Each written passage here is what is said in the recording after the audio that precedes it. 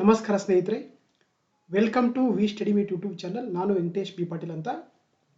ಇವತ್ತು ಕೂಡ ಅಂದರೆ ರೀಸೆಂಟಾಗಿ ಕರ್ನಾಟಕ ಎಕ್ಸಾಮಿನೇಷನ್ ಅಥಾರಿಟಿ ಕಂಡಕ್ಟ್ ಮಾಡಿರುವಂಥ PSI ಅಥವಾ ಪೊಲೀಸ್ ಸಬ್ ಇನ್ಸ್ಪೆಕ್ಟರ್ ಎಕ್ಸಾಮಲ್ಲಿ ಅಂದರೆ GK ಪೇಪರ್ ಕೇಳಿರುವಂಥ ಇಂಡಿಯನ್ ಪಾಲಿಟಿ ಮತ್ತು ಕಾನ್ಸ್ಟಿಟ್ಯೂಷನ್ ಕ್ವೆಶ್ಚನ್ಗಳನ್ನು ಇವತ್ತಿನ ಕ್ಲಾಸಲ್ಲಿ ಡಿಸ್ಕಸ್ ಮಾಡ್ತಾ ಹೋಗೋಣ.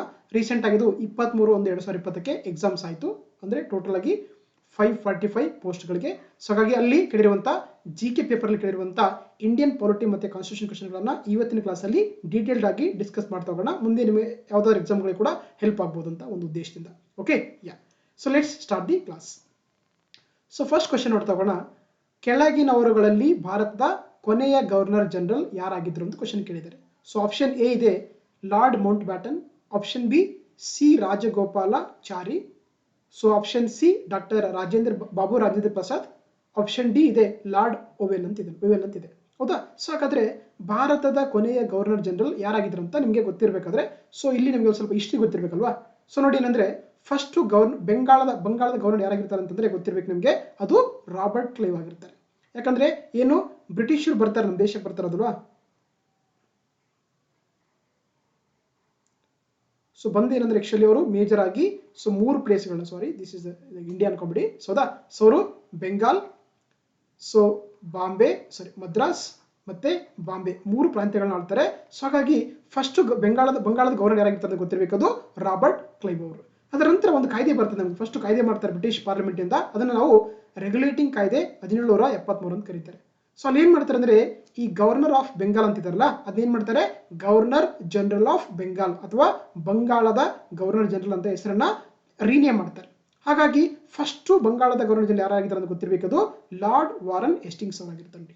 Okay, lord Warren Hastings become the first governor general of the Bengal ಆಗ್ತಾರೆ under the regulating act of the 1773 ಅಲ್ಲಿ.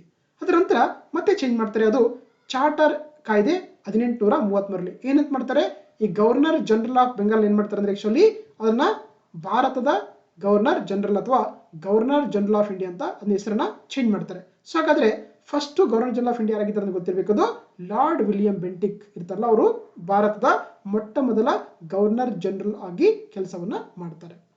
ಅದರ ನಂತರ ಮತ್ತೆ ಆ ಒಂದು ಹೆಸರನ್ನು ಚೇಂಜ್ ಮಾಡ್ತಾ ಹೋಗ್ತಾರೆ, ಅದು ಭಾರತ ಸರ್ಕಾರ ಕಾಯ್ದೆ 1858. ಯಾಕಂದ್ರೆ ನಮಗೆ 1857ರಲ್ಲಿ ದಂಗೆ ಆಗುತ್ತಲ್ಲ, ಅವಾಗ ಏನ್ ಮಾಡ್ತಾರೆ ಆಕ್ಚುಲಿ ಈ ಒಂದು ಕಾಯ್ದೆ ಮುಖಾಂತರ ಈಸ್ಟ್ ಇಂಡಿಯಾ ಕಂಪನಿನ ತೆಗೆದಕ್ಕೆ ಏನ್ ಮಾಡ್ತಾರೆ, ಎಲ್ಲ ಒಂದು ಅಧಿಕಾರಗಳನ್ನ ರಾಣಿಯವರಿಗೆ ಟ್ರಾನ್ಸ್ಫರ್ ಮಾಡ್ತಾರೆ, ಶಿಫ್ಟ್ ಮಾಡ್ತಾರಲ್ವಾ. ಸೊ ಅವಾಗ ಏನ್ ಮಾಡ್ತಾರೆ ಆಕ್ಚುಲಿ ಆ ಗವರ್ನರ್ ಜನರಲ್ ಆಫ್ ಬೆಂಗಾಲ್ ಅಂತ ಪೋಸ್ಟ್ ಏನ್ ಮಾಡ್ತಾರೆ, ಹೆಸರು ಚೇಂಜ್ ಮಾಡ್ತಾರೆ, ಅದನ್ನ ಇಲ್ಲಿ ವೈಸರಾಯ್ ಆಫ್ ಇಂಡಿಯಾ ಅಥವಾ ಭಾರತದ ವೈಸರಾಯ್ ಅಂತ ಆ ಒಂದು ಪೋಸ್ಟ್ ನ ಕರೀತಾ ಹೋಗ್ತಾರೆ. ಸೊ ಹಾಗಾದ್ರೆ ಫಸ್ಟ್ ವೈಸರಾಯ್ ಯಾರಾಗಿದ್ರೆ ಅಂತ ಗೊತ್ತಿರಬೇಕು, ನಿಮಗೆ ಲಾರ್ಡ್ ಕ್ಯಾನಿಂಗ್. ನೋಡಿ, ಲಾರ್ಡ್ ಕ್ಯಾನಿಂಗ್ ಏನಾಗ್ತಾರೆ, ಇವರು ಭಾರತದ ಮೊಟ್ಟ ಮೊದಲ ವೈಸರಾಯ್ ಆಫ್ ಇಂಡಿಯಾ ಅಥವಾ ಭಾರತ ವೈಸರಾಯ್ ಆಗಿ ಕಾರ್ಯವನ್ನು ನಿರ್ವಹಿಸ್ತಾರೆ, ಗೊತ್ತಿರಬೇಕು. ಸೊ ಹಾಗಾದ್ರೆ ಲಾಸ್ಟ್ ವೈಸರಾಯ್ ಆಫ್ ಇಂಡಿಯಾ ಅಂತಂದ್ರೆ ಗೊತ್ತಿರಬೇಕು, ಅದು ಲಾರ್ಡ್ ಮೌಂಟ್ ಬ್ಯಾಟನ್. ಯಾಕಂದ್ರೆ ಏನೊಂದು ಕಾಯ್ದೆ ಮಾಡ್ತಾರಲ್ಲ, ಅದು ಇಂಡಿಯನ್ ಇಂಡಿಪೆಂಡೆನ್ಸ್ ಆಕ್ಟ್ ಆಫ್ 1947 ಅಥವಾ ಭಾರತ ಸ್ವಾತಂತ್ರ್ಯ ಕಾಯ್ದೆ 1947 ಏನ್ ಮಾಡ್ತಾರೆ ಆಕ್ಚುಲಿ ಈ ಒಂದು ವೈಸರಾಯ್ ಆಫ್ ಇಂಡಿಯಾನ ಪೋಸ್ಟ್ ಇದಕ್ಕೆ ಏನ್ ಮಾಡ್ತಾರೆ, ಮತ್ತೆ ಅದಕ್ಕೆ ಗವರ್ನರ್ ಜನರಲ್ ಆಫ್ ಇಂಡಿಯಾ ಅಂತ ಹೆಸರನ್ನ ಚೇಂಜ್ ಮಾಡ್ತಾರೆ. ಸೊ ಹಾಗಾಗಿ ನಮಗೆ ಯಾರು ವೈಸರಾಯ್ ಲಾಸ್ಟ್ ಆಗ್ತಾರೆ ಅಂದ್ರೆ ಗೊತ್ತಿರಬೇಕು, ಲಾರ್ಡ್ ಮೌಂಟ್ ಬ್ಯಾಟನ್. ಜೊತೆಗೆ ಮತ್ತೆ ಆ governor general of India start ಆದಾಗ ಫಸ್ಟ್ ಯಾರಾಗ್ತಾರೆ ಅಂದ್ರೆ ಅದು ಲಾರ್ಡ್ ಮೌಂಟ್ ಬ್ಯಾಟನ್ ಅವರು ಆಕ್ಚುಲಿ ಮತ್ತೆ ಒಂದೇನಾಗ್ತಾರೆ ಅಂದ್ರೆ ಗವರ್ನರ್ ಜನರಲ್ ಆಫ್ ಇಂಡಿಯಾ ಆಗಿ ಕಾರ್ಯನಿರ್ವಹಿಸ್ತಾರೆ.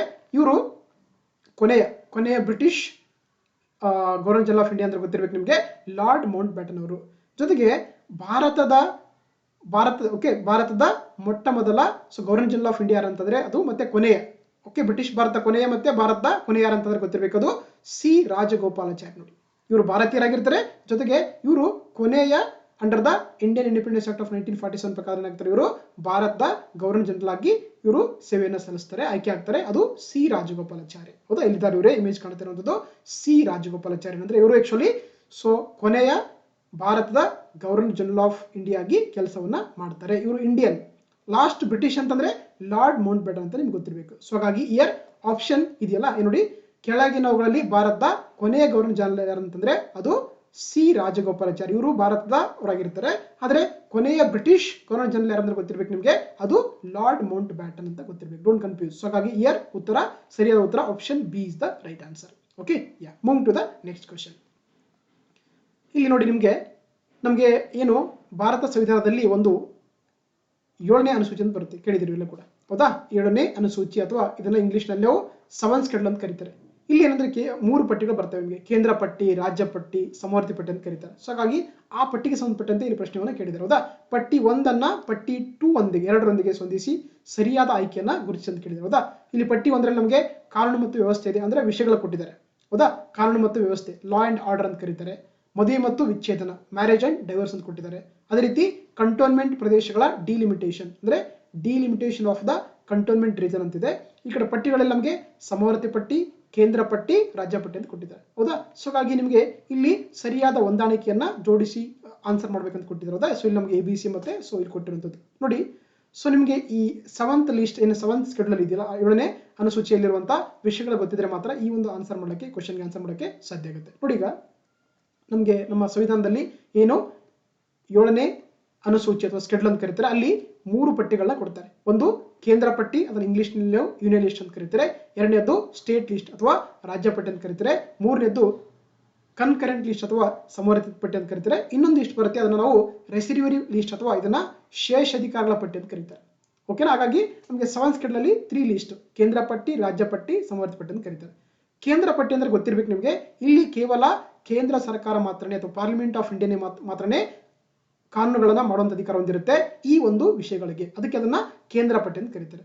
ರಾಜ್ಯ ಪಟ್ಟಿ ಅಂದ್ರೆ ಇಲ್ಲಿ ಕೇವಲ ರಾಜ್ಯ ಸರ್ಕಾರ ಮಾತ್ರನೇ ಲಾಗಳನ್ನ ಮಾಡುತ್ತೆ. ಬಟ್ ಎಕ್ಸೆಪ್ಷನಲ್ ಕೇಸ್ ಅಲ್ಲಿ ಒಂದು ಪಾರ್ಲಿಮೆಂಟ್ ಕೂಡ ರಾಜ್ಯ ಪಟ್ಟಿ ಒಂದು ವಿಷಯಗಳಿಗೆ ಲಾ ಮಾಡುತ್ತೆ. ಬಟ್ ನಾರ್ಮಲ್ ಟೈಮ್ ಅಲ್ಲಿ ರಾಜ್ಯ ಪಟ್ಟಿ ಒಂದು ವಿಷಯಗಳಿಗೆ ಕೇವಲ ರಾಜ್ಯ ಸರ್ಕಾರ ಅಥವಾ ರಾಜ್ಯ ಶಾಸಕಾಂಗವೇ ಲಾಗಳನ್ನ ಮಾಡುವಂತ ಅಧಿಕಾರ ಹೊಂದಿರುತ್ತೆ, ಅದಕ್ಕೆ ನಾವು ರಾಜ್ಯ ಪಟ್ಟಿ ಅಂತ ಕರೀತಾರೆ.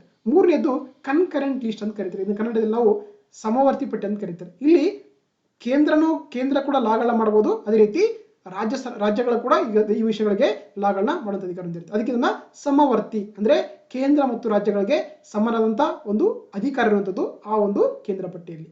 ಓಕೆನಾ, ಸೊ ಹಾಗಾಗಿ ನೋಡಿ, ಈ ಕೇಂದ್ರ ಪಟ್ಟಿ ಅಂದ ತಕ್ಷಣ ನಮಗೆ ಬ್ಯಾಂಕಿಂಗ್ ಬರುತ್ತೆ, ವಿಮೆ ಇನ್ಸೂರೆನ್ಸ್ ಬರುತ್ತೆ. ನೋಡಿ, ರೀಸೆಂಟ್ ಆಗಿ ಇನ್ಸೂರೆನ್ಸ್ ಬಗ್ಗೆ ಕೇಳಿದ್ರು ಲಾಸ್ಟ್ ಎಕ್ಸಾಮ್ಸ್ ಅಲ್ಲಿ. ಹೌದಾ, ಅದೇ ರೀತಿ ರೈಲ್ವೇಸ್ ಬರುತ್ತೆ, ಡಿಫೆನ್ಸ್ ರಕ್ಷಣೆ ಬರುತ್ತೆ. ಹೌದಾ, ಅದೇ ರೀತಿ delimitation of the cantonment region ಅಂತ ಕರೀತಾರೆ. ಹೌದಾ, ಕಂಟೋನ್ಮೆಂಟ್ ರೀಜನ್ ಅಂತ ನಿಮ್ಗೆಲ್ಲ ಗೊತ್ತಿರುವಂತೆ ಒಂದು ಮಿಲಿಟರಿ ಏರಿಯಾ ಇರುತ್ತೆ, ಅಲ್ಲಿ ಒಂದು ಮಿಲಿಟರಿ ಇರುವಂತಹ ಒಂದು ಕ್ವಾರ್ಟರ್ಸ್ ಅಂತ ಕರಿತೀವಿ. ಆಕ್ಚುಲಿ ಅದೊಂದು it's area of the all the military peoples lives. ಅಲ್ಲಿರುವಂತಹ ಒಂದು ಏನು ಮಿಲಿಟರಿ ಪೀಪಲ್ಸ್ ಲಿಸ್ಟ್ ಆಗಿರುತ್ತಲ್ಲ, ಅದಕ್ಕೆ ಏನು ಕರಿತೀವಿ ನಾವು ಕಂಟೋನ್ಮೆಂಟ್ ಏರಿಯಾ ಅಂತ ಕರೀತಾರೆ. ಫಾರ್ ಎಕ್ಸಾಂಪಲ್ ನಾವು ಬೆಂಗಳೂರು ತಗೊಂಡಾಗ ಯಲಹಂಕ ಕಂಟೋನ್ಮೆಂಟ್ ಏರಿಯಾ ಅಂತ ಕರೀತಾರೆ. ಹೌದಾ, ಅಲ್ಲಿ ಬರೀ ಆ ಮಿಲಿಟರಿ ಏನಂದ್ರೆ ಎಲ್ಲ ಫ್ಯಾಮಿಲಿಗಳು ಅಲ್ಲಿ ಸೆಟ್ಲ್ ಆಗಿರ್ತಾರೆ, ಅದು ನಾವು ಕಂಟೋನ್ಮೆಂಟ್ ಏರಿಯಾ ಅಂತ ಕರೀತಾರೆ. ಸೊ ಹಾಗಾಗಿ ಅಲ್ಲಿ ಡಿಲಿಮಿಟೇಷನ್ ಮಾಡೋ ಅಧಿಕಾರ ಇರುವಂತದ್ದು ಕೇಂದ್ರಕ್ಕಿದೆ. ಸೊ ಹಾಗಾಗಿ it is there in the union list ಆಗಿದೆ. ಹೌದಾ, ಅದೇ ರೀತಿ ನೋಡಿ, ಲಾ ಅಂಡ್ ಆರ್ಡರ್ ಅಂತ ಕರೀತಾರೆ. ಕಾನೂನು ಮತ್ತು ವ್ಯವಸ್ಥೆ ಇದೆಯಲ್ಲ, ಸುವ್ಯವಸ್ಥೆ ಇದೆಯಲ್ಲ, ಇದು ರಾಜ್ಯ ಸರ್ಕಾರಕ್ಕೆ ಸಂಬಂಧಪಟ್ಟಂತ ಒಂದು ರಾಜ್ಯ ಪಟ್ಟಿ ಅಂತ ಅಧಿಕಾರಕ್ಕೆ ಸಂಬಂಧಪಟ್ಟಂತ ಒಂದು ವಿಷಯ ಅಂತ ಹೇಳ್ಬೋದು. ಅದೇ ರೀತಿ ನೋಡಿ, ಈ ಮ್ಯಾರೇಜ್ ಅಂಡ್ ಡೈವರ್ಸ್ ಅಂತ ಕರೀತಾರೆ, ಅಥವಾ ಮದುವೆ ಮತ್ತು ವಿಚ್ಛೇದನ ಇದೆಯಲ್ಲ, ಇದು ಸಮವರ್ತಿ ಪಟ್ಟಿ ಅಂದ್ರೆ ಇದಕ್ಕೆ ಸಂಬಂಧಪಟ್ಟಂತೆ ಕೇಂದ್ರ ಕೂಡ ಲಾಗಳು ಮಾಡಬಹುದು, ಅದೇ ರೀತಿ ರಾಜ್ಯಗಳು ಕೂಡ ಲಾ ಮಾಡಬಹುದು. ಎಕ್ಸಾಂಪಲ್ ಅಂದ್ರೆ ನಮಗೆ ಎಜುಕೇಶನ್ ಬರುತ್ತೆ, ಫಾರೆಸ್ಟ್ ಬರುತ್ತೆ, ವೇಟ್ಸ್ ಅಂಡ್ ಮೆಜರ್ ಬರುತ್ತೆ ಕನ್ಕರೆಂಟ್ ಲಿಸ್ಟ್ ಅಲ್ಲಿ. ಅದೇ ರೀತಿ ರಾಜ್ಯ ಪಟ್ಟಿಯಲ್ಲಿ ಆರೋಗ್ಯ, ಕೈದಿಗಳು, ಲ್ಯಾಂಡ್ ರಿಫಾರ್ಮ್ಸ್ ಅಂದ್ರೆ ಭೂಮಿ ಎಲ್ಲ ಕೂಡ ಬರುತ್ತೆ. ಅದೇ ರೀತಿ ಇನ್ನೊಂದು ಬರುತ್ತೆ ನೋಡಿ, ರೆಸಿರಿಯರಿ ಲಿಸ್ಟ್ ಅಂತ ಇದೆಯಲ್ಲ, ಇಲ್ಲಿ ಸೈಬರ್ ಲಾಸ್ ಅಂದ್ರೆ ಯಾವ ವಿಷಯಗಳು ಕೇಂದ್ರ ಪಟ್ಟಿ, ರಾಜ್ಯ ಪಟ್ಟಿ, ಸಮವರ್ತಿ ಪಟ್ಟಿ ಇಲ್ವೋ ಅವುಗಳು ಏನ್ ಮಾಡ್ತಾರೆ, ರೆಸಿರಿಯರಿ ಲಿಸ್ಟ್ ಹಾಕ್ತಾರೆ. ಸೊ ಇಲ್ಲಿ ಈ ಒಂದು ವಿಷಯಗಳಿಗೆ ಕೇವಲ ಪಾರ್ಲಿಮೆಂಟ್ ಮಾತ್ರನೇ ಲಾಗಳನ್ನ ಮಾಡುವಂತ ಅಧಿಕಾರ ಹೊಂದಿರುತ್ತೆ, ಅದಕ್ಕೆ ನಾವು ರೆಸಿರಿವರಿ ಲಿಸ್ಟ್ ಅಂತ ಕರೀತಾರೆ. ಹೌದಾ, ಸೊ ಈಗ ನೋಡಿ, ಈಗ ಈಸಿಯಾಗಿ ನಾವು ಆನ್ಸರ್ ಮಾಡಬಹುದು. ಕಾನೂನು ಮತ್ತು ವ್ಯವಸ್ಥೆ ಇದೆಯಲ್ಲ, ಇದು ಯಾರು ಮಾಡ್ತಾರೆ, ಇದಕ್ಕೆ ಲಾ ಮಾಡುವಂತ ಅಧಿಕಾರ ಇರುವಂತದ್ದು ರಾಜ್ಯ ಸರ್ಕಾರಕ್ಕೆ, ಹಾಗಾಗಿ ಇದನ್ನ ರಾಜ್ಯ ಪಟ್ಟಿಯಲ್ಲಿ ಮೆನ್ಷನ್ ಮಾಡಿರುವಂತದ್ದು. ಓಕೆನಾ, ಅದೇ ರೀತಿ ಮದುವೆ ಮತ್ತು ವಿಚ್ಛೇದನ, ಮ್ಯಾರೇಜ್ ಅಂಡ್ ಡೈವರ್ಸ್ ಇದೆಯಲ್ಲ, ಇದನ್ನ ಬೋತ್ ರಾಜ್ಯ ಕೂಡ ಲಾ ಮಾಡಬಹುದು, ಅದೇ ರೀತಿ ಕೂಡ ಕೇಂದ್ರ ಕೂಡ ಲಾ ಮಾಡಬಹುದು, ಹಾಗಾಗಿ ಇದನ್ನ ಸಮವರ್ತಿ ಪಟ್ಟಿಯಲ್ಲಿ ಇಟ್ಟಿರುವಂತದ್ದು ಕನ್ಕರೆಂಟ್ ಲಿಸ್ಟ್ ಅಂತ ಕರೀತಾರೆ. ಹೌದಾ, ಸೊ ಹಾಗಾಗಿ 2ಗೆ ಎ ಕರೆಕ್ಟ್ ಆಗುತ್ತೆ. ಅದೇ ರೀತಿ ಈ ಕಂಟೋನ್ಮೆಂಟ್ ಪ್ರದೇಶಗಳ ಡಿಲಿಮಿಟೇಷನ್ ಇದೆಯಲ್ಲ, ಇದನ್ನ ಕೇಂದ್ರ ಸರ್ಕಾರ ಮಾತ್ರ ಇದಕ್ಕೆ ಅಥವಾ ಕೇಂದ್ರನೇ ಮಾತ್ರನೇ ಲಾಗಳನ್ನ ಮಾಡುವಂತ ಅಧಿಕಾರ ಹೊಂದಿರುವಂತದ್ದು, ಹಾಗಾಗಿ ಸೊ 3ಗೆ ಬಿ ಆಗುತ್ತೆ. ಹೌದಾ, ನೋಡಿ ಅಂದ್ರೆ ನಮಗೆ 1C 2A. ಹೌದಾ, 1C ಅಂದ್ರೆ ಇಲ್ಲಿ ನೋಡಿ 1C 2A, ಸೊ 3B. ಹೌದಾ, ಸೊ ಹಾಗಾಗಿ ಆಪ್ಷನ್ ಸಿ ಇದೆಯಲ್ಲ, ಇದು ಸರಿಯಾದ ಉತ್ತರ ಆಗುತ್ತೆ. ಸೊ ಹಾಗಾಗಿ ಗೊತ್ತಿರಬೇಕಾಗುತ್ತೆ. ಸೊ ಹಾಗಾಗಿ option C is the correct answer in the regarding this question ಅಂತ ಹೇಳ್ಬೋದು. Moving to the next question. Bharat ಸಂವಿಧಾನವು ರಾಜ್ಯ ನೀತಿ ನಿರ್ದೇಶಕ ತತ್ವಗಳನ್ನು, ತುಂಬಾ ಈಸಿ ಕ್ವಶನ್ ಅಂತ ಹೇಳ್ಬೋದು. ಹೌದಾ, ಇದನ್ನು ಇಂಗ್ಲಿಷ್ ನಲ್ಲಿ directive principle of the state policy ಅಂತ ಕರೀತಾರೆ. ಭಾರತೀಯ ಸಂವಿಧಾನವು ರಾಜ್ಯ ನೀತಿಯ ನಿರ್ದೇಶಕ ತತ್ವಗಳನ್ನು ಕೆಳಗಿನ ಯಾವ ರಾಷ್ಟ್ರದ ಸಂವಿಧಾನದಿಂದ ಆಯ್ಕೆ ಮಾಡಿಕೊಂಡಿದೆ ಅಂತ ಕರೀತಾರೆ. ಹೌದಾ, ಸೊ ಯಾಕಂದ್ರೆ ನೋಡಿ, ನಮಗೆ Indian constitution is a borrowed constitution ಕರೀತಾರೆ, ಇದೊಂದು ಎರವಲು ಸಂವಿಧಾನ ಅಂತ ಕರೀತಾರೆ. ಸೊ ಹಾಗಂದ್ರೆ ನಾವು ಹಲವಾರು ವಿಷಯಗಳನ್ನ ಬೇರೆ ದೇಶದ ಸಂವಿಧಾನದಿಂದ ನಾವು ಆಯ್ಕೆ ಮಾಡ್ಕೊಂಡಿದ್ವಿ, ಹಾಗಾಗಿ ನಮ್ಮ ಸಂವಿಧಾನವನ್ನ ಎರವಲು ಸಂವಿಧಾನ ಅಥವಾ ಬಾರೋಡ್ ಕಾನ್ಸ್ಟಿಟ್ಯೂಷನ್ ಕರೀತಾರೆ. ಈಗ ಫಾರ್ ಎಕ್ಸಾಂಪಲ್ ನಮ್ಮ ರಷ್ಯಾ ಅಂದ್ರೆ ಏನು ಬರುತ್ತೆ ನೋಡಿ, ರಷ್ಯಾ ಏನು ತೊಗೊಂಡಿದ್ವಿ ನಾವು, ಇಲ್ಲಿ ಫಂಡಮೆಂಟಲ್ ಡ್ಯೂಟೀಸ್ ಅಂತ ಕರಿತೀವಿ. ಹೌದಾ, ಇಲ್ಲಿ ನಾವು ಮೂಲಭೂತ ಕರ್ತವ್ಯಗಳನ್ನ ಈ ಒಂದು ದೇಶದ ಸಂವಿಧಾನದಿಂದ ತಗೊಂಡಿದ್ವಿ ಅಲ್ವಾ. ಅದೇ ರೀತಿ ಕೆನಡಾದಿಂದ ಏನು ತಗೊಂಡಿದ್ವಿ ನೋಡಿ, ಕೆನಡಾದಿಂದ ಅಪಾಯಿಂಟ್ಮೆಂಟ್ ಆಫ್ ಗವರ್ನರ್ ಅಂದ್ರೆ ರಾಜ್ಯಪಾಲರ ನೇಮಕ ಮಾಡುವಂತ ಒಂದು ವಿಧಾನ ಇದೆಯಲ್ಲ, ಅದನ್ನು ತಗೊಂಡದ್ದು ಇಲ್ಲಿಂದ ನಾವು ಕೆನಡಾದಿಂದ ತಗೊಂಡಿದ್ವಿ. ಅದೇ ರೀತಿ ಏನು ಈ ರೆಸಿಡಿವರಿ ಲಿಸ್ಟ್ ಇದೆಯಲ್ಲ, ಪವರ್ ಲಿಸ್ಟ್ ಇದೆಯಲ್ಲ, ಅಲ್ಲಿ ಅಧಿಕಾರ ಮಾಡುವಂತ ಅಧಿಕಾರ ಯಾರಿಗಿದೆ, ಅದಕ್ಕೆ ಲಾಗಳು ಮಾಡುವಂಥದ್ದು ಪಾರ್ಲಿಮೆಂಟ್ ಇದೆ. ಸೊ ಹಾಗಾಗಿ ಅದು ಕೂಡ ತಗೊಂಡದ್ದು ನಾವು ಕೆನಡಾ ಕಾನ್ಸ್ಟಿಟ್ಯೂಷನ್ ತಗೊಂಡಿದ್ವಿ. ಅದರಲ್ಲಿ ಐಲ್ಯಾಂಡ್ ಇದೆಯಲ್ಲ, ಇಲ್ಲಿ ಏನು ತಗೊಂಡಿದ್ವಿ, ಈ ಒಂದು ದೇಶದಿಂದ ಸಂವಿಧಾನದಿಂದ ನಾವು directive principle of the state policy ತಗೊಂಡಿದ್ವಿ. ಸೊ ಹಾಗಾಗಿ ಇಲ್ಲಿ ಸರಿಯಾದ ಉತ್ತರ ಏನಾಗುತ್ತೆ, option D is the right answer. Okay, ನಾವು ರಾಜ್ಯ ನೀತಿ ನಿರ್ದೇಶಕ ತತ್ವಗಳನ್ನ ಐರ್ಲ್ಯಾಂಡ್ ಸಂವಿಧಾನದಿಂದ ರಾಷ್ಟ್ರ ಸಂವಿಧಾನದಿಂದ ಏನು ಮಾಡ್ಕೊಂಡಿದ್ವಿ, ಆಯ್ಕೆ ಮಾಡ್ಕೊಂಡಿದ್ವಿ ಅಥವಾ ಎರಡು ಮಾಡ್ಕೊಂಡಿದ್ವಿ. ಸೊ ಹಾಗಾಗಿ option C, option D, Ireland is the correct answer regarding the this question. ನೋಡಿ, ಹಲವಾರು ಪ್ರೊವಿಷನ್ಸ್ ಕೊಟ್ಟಿದ್ದಾರೆ. ನಮಗೆ government of India act of 1935 ಇಂದ ಇದೇನಂತ ಕರಿತೀವಿ, blue print of the Indian constitution ಕರೀತಾರೆ. ಇದನ್ನ ಭಾರತ ಸಂವಿಧಾನದ ನೀಲನಕ್ಷೆ ಅಂತ ಕರೀತಾರೆ. ಯಾಕಂದ್ರೆ ಮೋಸ್ಟ್ ಆಫ್ ದಿ ಪ್ರೊವಿಷನ್ಸ್ ಅನ್ನು ನಾವು ಏನು ಮಾಡಿದ್ವಿ, ಈ ಒಂದು ಆಕ್ಟ್ ಇಂದ ತಗೊಂಡಿರುವಂಥದ್ದು. ಅದೇ ರೀತಿ ಬ್ರಿಟಿಷ್ ಬಂದಾಗ ಪಾರ್ಲಿಮೆಂಟರಿ ಸಿಸ್ಟಮ್ ಅಂದ್ರೆ ಸಂಸದೀಯ ವ್ಯವಸ್ಥೆ ಆಗಿರ್ಬೋದು, ಅಥವಾ ರೂಲ್ ಆಫ್ ಲಾ ಆಗಿರ್ಬೋದು, ಅಥವಾ ಏಕಪೌರತ್ವ ಆಗಿರ್ಬೋದು, ಕ್ಯಾಬಿನೆಟ್ ಸಿಸ್ಟಮ್ ಆಗಿರ್ಬೋದು, ಸೊ ಇವೆಲ್ಲ ಕೂಡ ತಗೊಂಡಿದ್ದು ನಾವು ಬ್ರಿಟಿಷ್ ಸಂವಿಧಾನದಿಂದ. ಅದೇ ರೀತಿ ಅಮೆರಿಕನ್ ಕಾನ್ಸ್ಟಿಟ್ಯೂಷನ್ ತಗೊಂಡಿದ್ವಿ, ಮೂಲಭೂತ ಹಕ್ಕುಗಳು ತಗೊಂಡಿದ್ವಿ, ಆಮೇಲೆ ಸ್ವತಂತ್ರ ನ್ಯಾಯಾಂಗ ವ್ಯವಸ್ಥೆ ತಗೊಂಡಿದ್ವಿ ನಾವು. ಅದೇ ರೀತಿ removal of the supreme court, high court ಜಡ್ಜ್ಗಳ ಒಂದು ಕೂಡ ಅಲ್ಲಿ ತಗೊಂಡಿದ್ವಿ. ಅದೇ ರೀತಿ ಐರಿಷ್ ಇಂದ ನಮಗೆ DPSP, ಹೌದಾ. ಅದೇ ರೀತಿ nomination of members of the Rajya Sabha ಕೂಡ ತಗೊಂಡಿದ್ದಲ್ಲಿಂದರೆ. ಅದೇ ರೀತಿ method of election of the president of India. So ಹೀಗೆ ಹಲವಾರು ವಿಷಯಗಳನ್ನ ಹಲವಾರು ದೇಶಗಳ ಸಂವಿಧಾನದಿಂದ ನಾವೇನು ಮಾಡ್ಕೊಂಡಿದ್ವಿ, ಬಾರೋ ಮಾಡ್ಕೊಂಡಿದ್ವಿ. ಹಾಗಾಗಿ Indian constitution is also called the a borrowed constitution ಕರೀತಾರೆ. ಸೊ ಹಾಗಾಗಿ ನಮ್ಗೆ ಇಲ್ಲಿ ಸರಿಯಾದ ಉತ್ತರ option D, Ireland is the right answer ಆಗುತ್ತೆ. Moving to the next question. So PIL ನೊಂದಿಗೆ ಸಂಬಂಧ ಹೊಂದಿದ ವ್ಯಕ್ತಿ ಅಂತ ಕರೀತಾರೆ. ಹೌದಾ. ನೋಡಿ, PIL ಅಂದ್ರೆ ನಿಮ್ಗೆ ಗೊತ್ತಿರಬೇಕು. ಹೌದಾ. ಇದಕ್ಕೇನಂತಾರೆ, PIL ಅಂತಂದ್ರೆ ಪಬ್ಲಿಕ್ ಇಂಟ್ರೆಸ್ಟ್ ಲಿಟಿಗೇಷನ್ ಅಂತ ಕರೀತಾರೆ. ಓಕೆ, PIL ಅಂತಂದ್ರೆ ಇದು ಫುಲ್ ಫಾರ್ಮ್ ಆಗಿದೆ, ಪಬ್ಲಿಕ್ ಇಂಟ್ರೆಸ್ಟ್ ಲಿಟಿಗೇಷನ್. ಕನ್ನಡದಲ್ಲಿ ಸಾರ್ವಜನಿಕ ಆಸಕ್ತಿ ಅರ್ಜಿ ಅಂತ ಕರೀತಾರೆ. ಏನಂತಂದ್ರೆ ನೋಡಿ, ಆಕ್ಚುಲಿ ಫಾರ್ ಎಕ್ಸಾಂಪಲ್ ಏನಂತಂದ್ರೆ, ನೀವು ಯಾವುದೋ ಒಂದು ನಿಮ್ಮ ಏರಿಯಾಗಳಲ್ಲಿ ಏನೋ ಒಂದು ಲಾ ಅಂದ್ರೆ ಕಾನ್ಸ್ಟಿಟ್ಯೂಷನ್ ಅಗೇನ್ಸ್ಟ್ ಆಗಿ ಕೆಲಸ ಮಾಡ್ತಿರ್ತಾರೆ ಯಾವುದೋ ಒಂದು ಅಥಾರಿಟಿಗಳು. ಅವಾಗ ಏನ್ ಮಾಡ್ಬೋದು, ನೀವು ಒಂದು ಪಬ್ಲಿಕ್ ಕನ್ಸರ್ನ್ ಆಗಿ ಏನು ಮಾಡೋದು ಅಂದ್ರೆ ಆಕ್ಚುಲಿ ಒಂದು PIL ಮುಖಾಂತರ ಕೋರ್ಟ್ಗಳಿಗೆ ಒಂದು ಕೇಸ್ ರೀತಿಯಲ್ಲಿ ಏನಂತಾರೆ ಆಕ್ಚುಲಿ ಅದನ್ನ ನೀವು ಸಬ್ಮಿಟ್ ಮಾಡ್ಬೋದು. ಇಟ್ಸ್ ಲೈಕ್ ಅರ್ಜಿ ಅಪ್ಲಿಕೇಶನ್ ತರ. ಅವಾಗ ಏನ್ ಮಾಡ್ತೀವಿ, ಕೋರ್ಟು ಅದನ್ನ ಸಾರ್ವಜನಿಕ ಹಿತಾಸಕ್ತಿ ಅರ್ಜಿ ಅಂತೇಳಿ, ಸಾರ್ವಜನಿಕ ಹಿತಾಸಕ್ತಿ ಅರ್ಜಿ ಅಂತ ಏನ್ ಮಾಡ್ತಾರೆ ಆಕ್ಚುಲಿ ಅದನ್ನ ಪಬ್ಲಿಕ್ ಕನ್ಸರ್ನ್ ಅಂತ ತಗೊಂಡೋದಕ್ಕೆ. ಸೊ ಒಂದು ಏನಂದ್ರೆ ಡೈಲಿ ಒಂದು ಇದು ಕೂಡ ಅಂದ್ರೆ ಕೇಸಿಂಗ್ ಮಾಡ್ತಾ ಹೋಗುತ್ತೆ. ಹೌದಾ. ಸಾವಾಗ ಏನಂದ್ರೆ ಯಾರಾದ್ರೂ ಅದಕ್ಕೆ ಇಶ್ಯೂಸ್ ಅಗೇನೆಸ್ಟ್ ಆಗಿದ್ರೆ ಅವ್ರ ಮೇಲೆ ಆಕ್ಷನ್ ತಗೊಂಡು ಕೆಲಸ ಮಾಡುತ್ತೆ. ಸೊ ಆಕ್ಷನ್ ತಗೊಳಕ್ಕೆ ಅದು ಆರ್ಡರ್ ಮಾಡುವಂತದ್ದಾಗಿದೆ. ಸೊ ಕೋರ್ಟ್ಗಳಲ್ಲಿ ಸುಪ್ರೀಂ ಕೋರ್ಟ್ ಆಗಿರೋದು, ಹೈಕೋರ್ಟ್ ಆಗಿರೋದು, ಅದನ್ನ ನಾವು ಪಬ್ಲಿಕ್ ಇಂಟ್ರೆಸ್ಟ್ ಲಿಟಿಗೇಷನ್ ಅಥವಾ ಸಾರ್ವಜನಿಕ ಹಿತಾಸಕ್ತಿ ಅರ್ಜಿ ಅಂತ ಕರೀತಾರೆ. ಓಕೆನಾ. ಸೊ ಹಾಗಾಗಿ ನಮ್ಮ ದೇಶದಲ್ಲಿ ಜಸ್ಟಿಸ್ ಭಗವತ್ ಇದಾರಲ್ಲ, ಇವರನ್ನ father of the Indian PIL ಅಂತ ಕರೀತಾರೆ.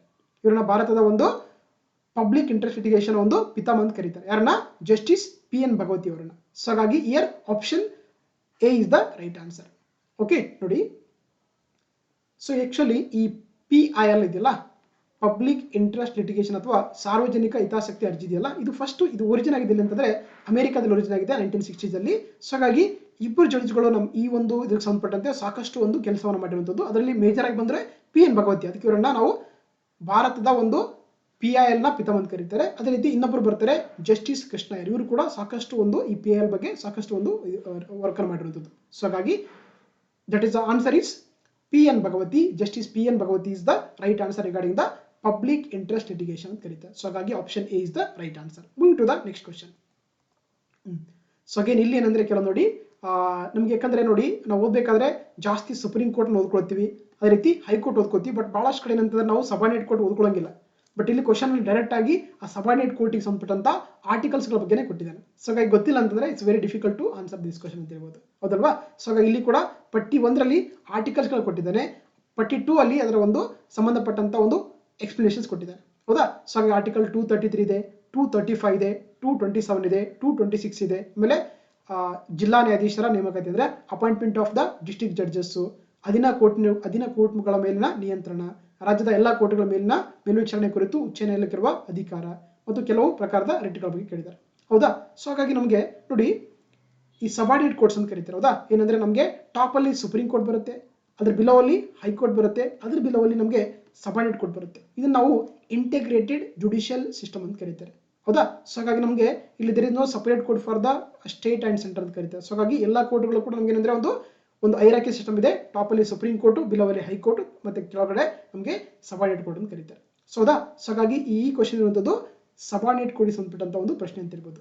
ಸೊ ಹೌದಾ. ನೋಡಿ ಆರ್ಟಿಕಲ್ 233 ಇದೆಯಲ್ಲ, ಇದೇನಂತಂದ್ರೆ ಆಕ್ಚುಲಿ ಜಿಲ್ಲಾ ನ್ಯಾಯಾಧೀಶರ ನೇಮಕಾತಿಯ ಕುರಿತು ಹೇಳುವಂತ ಒಂದು ಸಂವಿಧಾನದ ವಿಧಿ ಇದೆಯಲ್ಲ, ದಟ್ ಈಸ್ ಆರ್ಟಿಕಲ್ 233. ಸೊ ಹಾಗಾಗಿ ಫಸ್ಟ್ ಏನು ಪಟ್ಟಿ A1 ಇದಕ್ಕೆಂದ್ರೆ ಕರೆಕ್ಟ್ ಆಗಿ ಮ್ಯಾಚ್ ಆಗಿದೆ, ಇಲ್ಲಿ ಸರಿಯಾಗಿ ಹೊಂದಿಸಿ ಬರುವಂತಿದೆಯಲ್ಲ. ಹಾಗಾಗಿ ಫಸ್ಟ್ ಏನಂತಂದ್ರೆ ಆರ್ಟಿಕಲ್ 233 ಪ್ರಕಾರ ಏನ್ ಮಾಡಬಹುದು ನಾವು, ಜಿಲ್ಲಾ ನ್ಯಾಯಾಧೀಶರ ನೇಮಕಾತಿ ಸಂಬಂಧಪಟ್ಟಂತೆ ಸೊ ಆರ್ಟಿಕಲ್ 233 ಅಲ್ಲಿ ಮೆನ್ಷನ್ ಮಾಡಲಾಗಿದೆ. ಸೊ ಹಾಗಾಗಿ ಫಸ್ಟ್ ಒನ್ ಕರೆಕ್ಟ್ ಆಗುತ್ತೆ. ನೋಡಿ ನಮಗೆ ಗೊತ್ತಾಗುತ್ತೆ ಅಲ್ವಾ, ಈಸಿಯಾಗಿ ನಮಗೆ ಒಂದು ಗೊತ್ತಿದ್ರು ಕೂಡ ಇಲ್ಲಿ ಆನ್ಸರ್ ಮಾಡಕ್ಕೆ ಚಾನ್ಸ್ ಇದೆ ಹೌದಾ. ಫಸ್ಟ್ ಗೊತ್ತಿದ್ರೆ ನಮಗೆ ಈಸಿಯಾಗಿ ನೋಡಿ 1 ಇದೆ. ಸೊ ಹಾಗಾಗಿ ಈ ಮೂರನ್ನ ನಾವು ರಿಜೆಕ್ಟ್ ಮಾಡಬಹುದು. ಸೆಕೆಂಡ್ ನೋಡಿ ತಗೋಣ. ಸೊ ಆರ್ಟಿಕಲ್ 235 ಪ್ರಕಾರ ಏನಂತಂದ್ರೆ ಅಧೀನ ಕೋರ್ಟ್ಗಳ ಮೇಲಿನ ನಿಯಂತ್ರಣ. ಎಸ್ ಅಂದ್ರೆ ಏನ್ ಮಾಡಬಹುದು, ಅದನ್ನ ಸಬಾರ್ಡಿನೇಟ್ ಕೋರ್ಟ್ಗಳನ್ನ ನಿಯಂತ್ರಣ ಮಾಡ್ಕೊಳ್ಳೋಕೆ 235 ಅಲ್ಲಿ ಆರ್ಟಿಕಲ್ಸ್ ಮೆನ್ಷನ್ ಮಾಡಿದ್ದಾರೆ. ಸೊ ಹಾಗಾಗಿ ಇದು ಕೂಡ ಕರೆಕ್ಟ್ ಆಗಿ ಮ್ಯಾಚ್ ಆಗಿದೆ. ಜೊತೆಗೆ ಆರ್ಟಿಕಲ್ 227 ಇದೆಯಲ್ಲ, ಇದೇನಂತಂದ್ರೆ ರಾಜ್ಯದ ಎಲ್ಲಾ ಕೋರ್ಟ್ಗಳ ಮೇಲ್ವಿಚಾರಣೆ ಕುರಿತೇನಂದ್ರೆ ಆಕ್ಚುಲಿ ಹೈಕೋರ್ಟ್ಗಳಿಗೆ ಅಧಿಕಾರ ಇದೆ ಅಂತ ಹೇಳಿದ್ದಾರೆ. ಸೊ ಹಾಗಾಗಿ ಇದು ಕೂಡ ಕರೆಕ್ಟ್ ಆಗುತ್ತೆ ಅಂಡರ್ ಆರ್ಟಿಕಲ್ 227 ಅಲ್ಲಿ.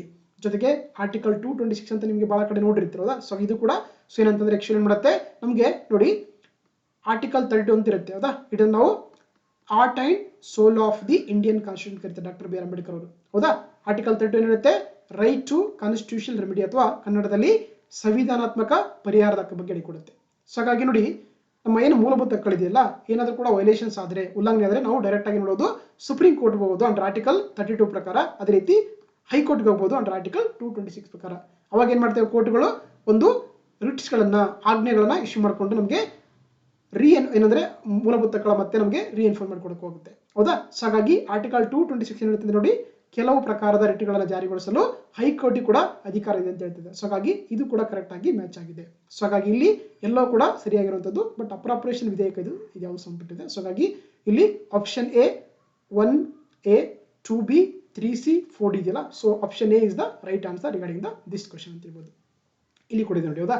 So article 233 appointment of selection of the judge of the district court, 234 appointment of the other than judges of the district court, 235 supervision of the subordinate courts brought up under this article, 236 discussion of the interpretation. nothing but ಇಲ್ಲಿ ಏನಂದ್ರೆ so judges ಬಗ್ಗೆ discussion ಮಾಡುತ್ತೆ, ಮತ್ತೆ judicial service ಬಗ್ಗೆ discussion ಮಾಡ್ತಾ ಹೋಗುತ್ತೆ regarding the terms ಬಗ್ಗೆ. ಅದೇ ರೀತಿ ಆರ್ಟಿಕಲ್ 237 ಇದೆಯಲ್ಲ, ಇದೇನಂತಂದ್ರೆ actually pertinent to how the rules apply to the magistrate ಬಗ್ಗೆ ಹೇಳಿಕೊಡ್ತಾ ಹೋಗುತ್ತೆ. ಸೊ ಹಾಗಾಗಿ ಇವೆಲ್ಲ ಆರ್ಟಿಕಲ್ಗಳು ಕೂಡ ನಮಗೆ ಸಬಾರ್ಡಿನೇಟ್ ಕೋರ್ಟ್ಗೆ ಸಂಬಂಧಪಟ್ಟಂತ ಒಂದು ಆರ್ಟಿಕಲ್ಸ್ ಅಂತ ಹೇಳ್ಬೋದು. ಸೊ ಹಾಗಾಗಿ ಇಲ್ಲಿ ಸರಿಯಾದ ಉತ್ತರ option A is the right answer ಆಗುತ್ತೆ. Okay, move to the next question.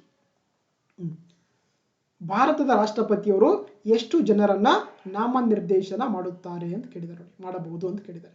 So very important ಅಲ್ವಾ. ನೋಡಿ ಅಂದ್ರೆ ಇಲ್ಲಿ ನಮಗೆ ಗೊತ್ತಿಲ್ಲ, ಯಾಕಂದ್ರೆ ಪಾರ್ಲಿಮೆಂಟ್ ಅಂದ್ರೆ ಎರಡು ಸದನ ಬರ್ತವೆ, ಒಂದು ಲೋಕಸಭಾ ಅಂತ ಬರುತ್ತೆ, ರಾಜ್ಯಸಭಾ ಅಂತ ಬರುತ್ತೆ. ಇಲ್ಲಿ ಯಾವುದು ಕೂಡ ಕೊಟ್ಟಿಲ್ಲ ಹೌದಾ. ಏನ್ ಮಾಡಿದ್ದಾರೆ, ಭಾರತ ರಾಷ್ಟ್ರಪತಿಯವರು ಎಷ್ಟು ಜನರನ್ನ ನಾಮನಿರ್ದೇಶನ ಮಾಡಬಹುದು ಅಂತ ಕೇಳಿದ್ದಾರೆ ಹೌದಾ. ನೋಡಿ ಹಾಗಾಗಿ ನಿಮಗೆ ಕನ್ಫ್ಯೂಸ್ ಆಗ್ಬೋದು, ಯಾಕಂದ್ರೆ ಏನು ಲೋಕಸಭೆಗೆ ಏನ್ ಮಾಡ್ತಾರೆ, ಲೋಕಸಭೆಗೆ 2 ಜನ ಆಂಗ್ಲೋ ಇಂಡಿಯನ್ ಕಮ್ಯುನಿಟಿಗೆ ಏನ್ ಮಾಡ್ತಾರೆ ಅಂದ್ರೆ ಆಕ್ಚುಲಿ ಲೋಕಸಭೆಗೆ ನಾಮಿನೇಷನ್ ಮಾಡ್ತಾರೆ, ಅದು ಪ್ರೆಸಿಡೆಂಟ್ ಆಫ್ ಇಂಡಿಯಾ ಅವರು ಮೊದಲು. ಬಟ್ ಆದ್ರೆ ರೀಸೆಂಟ್ ಏನ್ ಮಾಡಿದ್ರೆ 104ನೇ ಸಂವಿಧಾನ ತಿದ್ದುಪಡಿ ಕಾಯ್ದೆ ಮುಖಾಂತರ ಏನ್ ಮಾಡಿದ್ರೆ ಆಕ್ಚುಲಿ ಈ ಒಂದು ಆಂಗ್ಲೋ ಇಂಡಿಯನ್ ಸಮುದಾಯದ ಒಂದು ನಾಮಿನೇಷನ್ಸ್ ಅನ್ನ ಏನ್ ಮಾಡಿದ್ದಾರೆ, ರಿಸರ್ವೇಷನ್ ಅನ್ನ ಸೊ ಲೋಕಸಭೆಗೆ ತೆಗೆದುಹಾಕಿದ್ದಾರೆ. ಹಾಗಾಗಿ ಲೋಕಸಭೆಗೆ ರಾಷ್ಟ್ರಪತಿಯವರು ಯಾವುದೇ ವ್ಯಕ್ತಿಗಳನ್ನ ನಾಮನಿರ್ದೇಶನ ಮಾಡಂಗಿಲ್ಲ. ಸೊ ಹಾಗಾಗಿ ಲೋಕಸಭೆ ಅಂದ್ರೆ ನಮ್ಗೆ ಇಲ್ಲಿ ಅಂದ್ರೆ ಉತ್ತರ ಕೊಟ್ಟರೆ ಅದು ತಪ್ಪಾಗಿ ಆಗುತ್ತೆ ಹೌದಾ. ಸೊ ಹಾಗಾಗಿ ನೋಡಿ ಮತ್ತೇನ್ ಮಾಡ್ತಾರೆ ಅಂದ್ರೆ ರಾಷ್ಟ್ರಪತಿಯವರು ರಾಜ್ಯಸಭೆಗೆ ಏನ್ ಮಾಡ್ತಾರೆ ಅಂದ್ರೆ 12 ಜನ ಸದಸ್ಯರನ್ನ, ವೆರಿ ಇಂಪಾರ್ಟೆಂಟ್, ಏನ್ ಮಾಡ್ತಾರೆ 12 ಜನ ಸದಸ್ಯರನ್ನ ನಾಮನಿರ್ದೇಶನ ಮಾಡ್ತಾರೆ. ಅದು 4 ಕ್ಷೇತ್ರಗಳ ಪರಿಣಿತಿ ಹೊಂದಿರುವಂತ ವ್ಯಕ್ತಿಗಳನ್ನ. ಒಂದು ಕ್ಷೇತ್ರ ಯಾವ್ದಪ್ಪ ಅಂತಂದ್ರೆ ಅದು ಕಲೆಯಿಂದ ಎಕ್ಸ್ಪರ್ಟ್ ಆಗಿರುವಂತ ಅಥವಾ ಎಕ್ಸ್ಪೀರಿಯನ್ಸ್ ಆಗಿರುವಂತ ವ್ಯಕ್ತಿ ಆಗಿರ್ಬೋದು. ಅದೇ ರೀತಿ 2ನೇ ಕ್ಷೇತ್ರ ಬಂದು ಸಾಹಿತ್ಯದಲ್ಲಿ ಯಾರು ಉನ್ನತ ಸಾಧನೆ ಮಾಡಿರ್ತಾರೆ ಆ ವ್ಯಕ್ತಿಗಳಿಗೆ ಕೂಡ ಏನಂದ್ರೆ ರಾಜ್ಯಸಭೆಗೆ ನಾಮಿನೇಟ್ ಮಾಡ್ತಾ ಹೋಗ್ತಾರೆ. ಅದೇ ರೀತಿ 3ನೇದ್ದು ಸಮಾಜ ಸೇವೆ, ಸೋಷಿಯಲ್ ಸರ್ವಿಸ್ ಯಾರು ಮಾಡಿರ್ತಾರೆ, ರೀಸೆಂಟ್ ಆಗಿ ನಮಗೆಲ್ಲ ಗೊತ್ತಿರುವಂತೆ ನಮ್ಮ ಕರ್ನಾಟಕದ ಡಾಕ್ಟರ್ ವೀರೇಂದ್ರ ಹೆಗ್ಗಡೆ ಅವರನ್ನು ಮಾಡ್ತಾರೆ ಸಮಾಜ ಸೇವೆ ಕ್ಷೇತ್ರದಲ್ಲಿ ಅವರಿಗೆ ರಾಜ್ಯಸಭೆಗೆ ನಾಮಿನೇಷನ್ ಮಾಡಿದರೆ ಪ್ರೆಸಿಡೆಂಟ್ ಆಫ್ ಇಂಡಿಯಾ ಅವರು ಹೌದಾ. ಅದೇ ರೀತಿ ಇನ್ನೊಂದು ಕ್ಷೇತ್ರ ಬಂದು ವಿಜ್ಞಾನ, ಸೈನ್ಸ್. ಓಕೆ, ಹಾಗಾಗಿ ಯಾರು ಈ 4 ಕ್ಷೇತ್ರಗಳಲ್ಲಿ ಉನ್ನತ ಸಾಧನೆ ಮಾಡಿರ್ತಾರೆ ಅವ್ರಿಗೆ ಏನ್ ಮಾಡ್ತಾರೆ, ರಾಷ್ಟ್ರಪತಿಯವರು 12 ಜನರನ್ನ ರಾಜ್ಯಸಭೆಗೆ ನಾಮನಿರ್ದೇಶನ ಮಾಡ್ತಾರೆ. ಹೌದಾ? ನೋಡಿ, ರಾಜ್ಯಸಭೆಗೆ 10 ಜನ ಇದ್ದಾರೆ, ತಪ್ಪಾಗುತ್ತೆ. ಲೋಕಸಭೆಗೆ 10 ಅಂತಿದ್ರೆ ತಪ್ಪಾಗುತ್ತೆ. ರಾಜ್ಯಸಭೆಗೆ ಒಟ್ಟು ಸದಸ್ಯರಲ್ಲಿ 1/4 ಅಷ್ಟು ಅಂತಿದೆ, ತಪ್ಪಾಗುತ್ತೆ. ಬಟ್ ಕಾನ್ಸ್ಟಿಟ್ಯೂಷನ್ಲಿ ನಮಗೆ ಡಿಕ್ಲೇರ್ಡ್ ಆಗಿ ನಂಬರ್ ಕೊಟ್ಟಿದ್ದಾರೆ ಕರೆಕ್ಟ್ ಆಗಿ. ಹೌದಾ? ಸೊ ಹಾಗಾಗಿ ರಾಜ್ಯಸಭೆಗೆ 12 ಜನ ಸದಸ್ಯರನ್ನ ಏನ್ ಮಾಡ್ತಾರೆ ರಾಷ್ಟ್ರಪತಿಯವರು ನಾಮನಿರ್ದೇಶನ ಮಾಡ್ತಾರೆ. ಅದು 4 ವಿಭಿನ್ನ ಕ್ಷೇತ್ರಗಳಾದಂಥ ಸಾಹಿತ್ಯ, ಕಲೆ, ಸಮಾಜ ಸೇವೆ ಮತ್ತು ವಿಜ್ಞಾನ. ಸೊ ಹಾಗಾಗಿ ಇಲ್ಲಿ ಸರಿಯಾದ ಉತ್ತರ option C is the right answer ಆಗುತ್ತೆ. ಓಕೆ, ಯಾ. ನೆಕ್ಸ್ಟ್ ಇದು ಏನಂದ್ರೆ ನೋಡಿ, ಲೋಕಲ್ ಸೆಲ್ಫ್ ಗವರ್ಮೆಂಟ್ ಸಂಬಂಧಪಟ್ಟಂತ ಕ್ವಶನ್ ಅಂತ ಕರೀತಾರೆ. ಹೌದಾ? ಈ ಕೆಳಗಿನ ಯಾವ ಅನುಚ್ಛೇದ ವಿಷಯ ತಪ್ಪಾಗಿ ಹೊಂದಾಣಿಕೆಯಾಗಿದೆ? ಅನುಚ್ಛೇದ ಅಂದ್ರೆ ಆರ್ಟಿಕಲ್ಸ್ ಅಥವಾ ವಿಧಿ ಅಂತ ಕರೀತಾರೆ, ಗೊತ್ತಿರ್ಬೇಕು ನಿಮಗೆ. ಹೌದಾ? ಸೊ ಹಾಗಾಗಿ ನೋಡಿ, ಆರ್ಟಿಕಲ್ 243 ನಿಮ್ಗೆಲ್ಲ ಗೊತ್ತಿರುವಂತೆ ನಮಗೆ ಏನು 73rd, ಹೌದಾ, 73rd constitution amendment act of 1992 ಏನ್ ಮಾಡ್ತಾರೆ ನಮಗೆ ಆಕ್ಚುಲಿ ಈ ಒಂದು ಪಂಚಾಯತ್ ರಾಜ್ ಸಂಸ್ಥೆಗಳನ್ನ ಸಂವಿಧಾನಬದ್ಧ ಸಂಸ್ಥೆಗಳಾಗಿ ಮಾಡ್ತಾರೆ.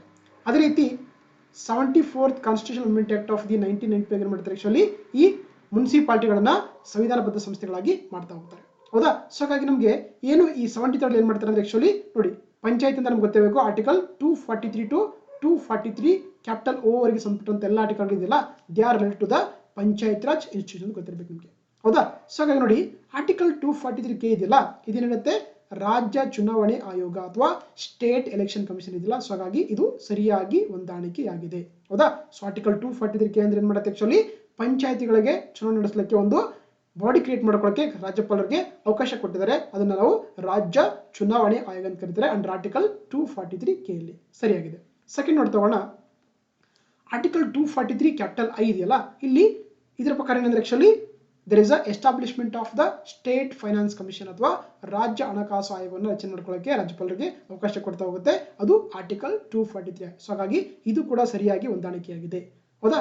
ನೆಕ್ಸ್ಟ್ ನೋಡಿ, ಸೊ ಆರ್ಟಿಕಲ್ 243 ಡಿ ಇದೆಯಲ್ಲ, it is there in the municipality ಬರುತ್ತೆ, ನಾಟ್ ಎ ಪಂಚಾಯತ್, ಗೊತ್ತಿರಬೇಕು ನಿಮಗೆ. ಹಾಗಾಗಿ ಇಲ್ಲಿ ಏನಾಗುತ್ತೆ ನೋಡಿ, there is a district planning committee ಅಂತ ಕರೀತಾರೆ, ಅಂದ್ರೆ ಜಿಲ್ಲಾ ಯೋಜನೆ ಸಮಿತಿಯ ಸಂರಚನೆ ಮಾಡ್ಕೊಳ್ಳೋಕೆ ನಮಗೆ ಆರ್ಟಿಕಲ್ 243 ಕ್ಯಾಪಿಟಲ್ ಡಿ ಅಲ್ಲಿ ನಮ್ಗೆ ಮೆನ್ಷನ್ ಮಾಡಿದ್ರೆ. ಸೊ ಹಾಗಾಗಿ ಇದು ಕೂಡ ಸರಿಯಾಗಿದೆ. ಹೌದಾ? ಅದೇ ರೀತಿ ಆರ್ಟಿಕಲ್ 243 ಕ್ಯಾಪಿಟಲ್ ಎಫ್ ಇದೆಯಲ್ಲ, ಇಲ್ಲಿ ಏನಾಗುತ್ತೆ ಅಂದ್ರೆ ಆಕ್ಚುಲಿ ಇಲ್ಲಿ ಅನರ್ಹಗೊಳಿಸುವಿಕೆ ಅಂತ ಕರೀತಾರೆ. ಅನರ್ಹಗೊಳಿಸುವಿಕೆ ಯಾರಿಗೆ? ಪಂಚಾಯತ್ನ ಮೆಂಬರ್ಸ್ಗಳನ್ನ. ಓಕೆನಾ? ಅಂದ್ರೆ ಇಲ್ಲಿ ಏನಿದೆ ನೋಡಿ, ಆರ್ಟಿಕಲ್ 243 ಪ್ರಕಾರ ಪಂಚಾಯತ್ ಚುನಾವಣೆಗಳಲ್ಲಿ ಮತದಾನ ಮಾಡಲು ಇರಬೇಕಾದಂತ ಅರ್ಹತೆ. ನಮ್ಮ ದೇಶದಲ್ಲಿ ಯಾವುದೇ ರೀತಿಯ ಮತದಾನ ಮಾಡಬೇಕಾದ್ರೆ ಅರ್ಹತೆ ಕೊಟ್ಟಿಲ್ಲ. ಜಸ್ಟ್ ಏನಾಗಿರ್ಬೇಕು, ಅವರು ಭಾರತ ಸಿಟಿಜನ್ ಆಫ್ ಇಂಡಿಯಾ ಆಗಿರ್ಬೇಕು, ಜೊತೆಗೆ 18 ವರ್ಷ ಪೂರೈಸಿರ್ಬೇಕು. ಸೊ ಹಾಗಾಗಿ ಅವರು ಯಾವುದೇ ಜಾತಿ ಇರಲಿ, ಲಿಂಗ ಇರಲಿ, ಬಡವ ಇರಲಿ, ಶ್ರೀಮಂತ ಇರಲಿ, ಯಾವುದೂ ರೆಸ್ಟ್ರಿಕ್ಷನ್ ಇಲ್ಲ. 18 ವರ್ಷ ಆಗಿರಬೇಕು, ಅವ್ರಿಗೆ ಭಾರತ ಪ್ರಜೆ ಆಗಿರಬೇಕು, ಅವ್ರು ಎಲ್ಲರೂ ಕೂಡ ಯಾವುದೇ ರೀತಿಯ ಮತ್ತೆ ಅವ್ರ ವೋಟರ್ ಲಿಸ್ಟ್ ಅಲ್ಲಿ ಅವ್ರ ಹೆಸರಿರಬೇಕು. ಈ ಮೂರಿದ್ರೆ ಯಾರು ಬೇಕಾದ್ರೂ ಕೂಡ ವೋಟ್ ಹಾಕ್ಬೋದು. ಹಾಗಾಗಿ ಇಲ್ಲಿ ಯಾವುದೇ ರೀತಿಯ ನಮ್ಮ ಕಾನ್ಸ್ಟಿಟ್ಯೂಷನ್ ಆಫ್ ಇಂಡಿಯಾದಲ್ಲಿ ಮೆನ್ಷನ್ ಅಥವಾ ರೆಸ್ಟ್ರಿಕ್ಷನ್ ಮಾಡಿಲ್ಲ.